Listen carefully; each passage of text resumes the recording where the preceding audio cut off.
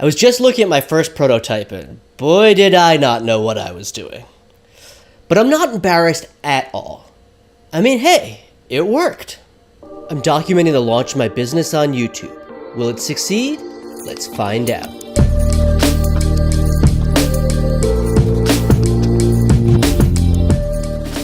So pretty early on, not long after I quit my job, I created this prototype. You know, I wanted to see if this crazy idea I had of creating mock-ups for designers would actually work. Like, would there be something that I could actually use? But I should emphasize, it was not the first thing I did. Before I coded, I wanted to make sure there was a market. So, I knew I needed it, but I wanted to talk to other people. So that's exactly what I did. I talked to a bunch of designers that I knew. And to be honest, I'm still doing that today. Still talking to people, making sure that what I'm building is what they want. But once I figured out, okay, yes, this is something people actually need, then I was like, well, can I actually make it? And, well, let me show you what I did. Now, crazily enough, my website is still up at charlac.com/test/index-old.html. And this is actually not even quite my first prototype. I didn't have the tube to start out with. I just had the box and the bag. So these I put together in one weekend. So let's take a look at it. As you can see, it takes a sec to load, but it is online 3D. Now that wasn't the tricky part. I just used something called Blend for Web, which I've made a whole tutorial on. I'll link in the description. Now the tricky part was getting an image onto here.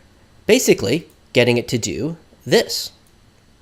Dragging an image in, and then boom, it replaces it. That's what I was trying to do. The problem was, I'm a designer and didn't know how to code. I mean, I knew how HTML worked. I knew a little bit about that. And I'd done just a little bit of automation with PHP. Like I knew how to replace variables with file names or something like that. And so that's kind of what I did. I mean, I just kind of figured it out. I went on Google and Stack Overflow, and I managed to put this little site together. Now you can see, it doesn't look very good. I just did it really basic, but I do have a way of importing an image and exporting an image. I hadn't showed you yet, but you can do a rendering.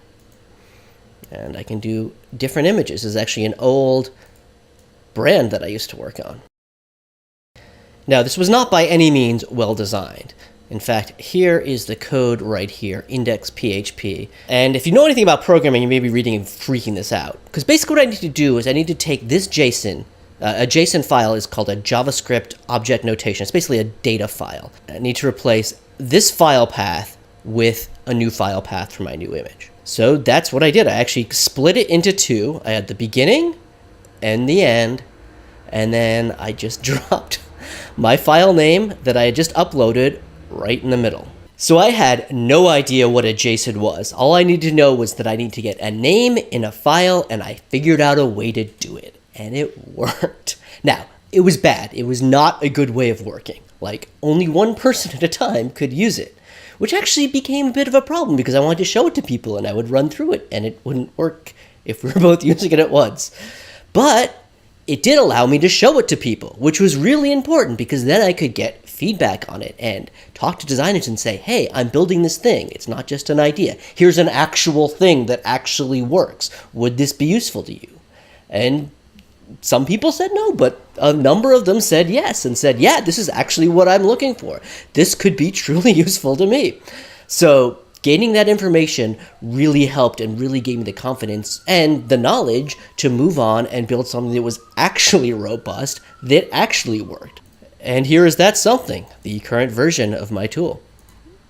So you can see it works quite a bit better, a bit more sophisticated. But it used to look like this, or a version of it used to look like this, with all the weird name that I picked for whatever reason I tried to think of. But it was 3D, and you could get an image on there. And honestly, it really helped to just have something out there.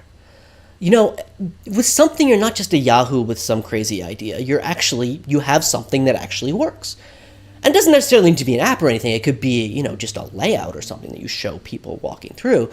But just having something to really be tangible and get feedback on. Because that's really what you need at the beginning, like lots of feedback. I mean, not just the beginning, I still need it now. But just, getting the idea of does this work? Is this useful? Would this be something you could use? What would make it easier?